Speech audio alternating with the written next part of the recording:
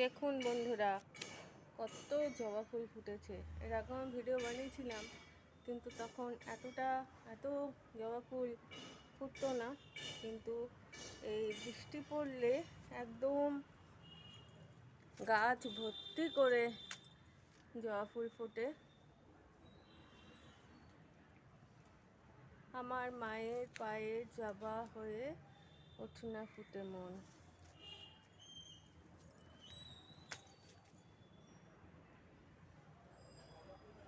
ভালো লাগে গাছে কিছু হলে আপনাদের সাথে শেয়ার করতে।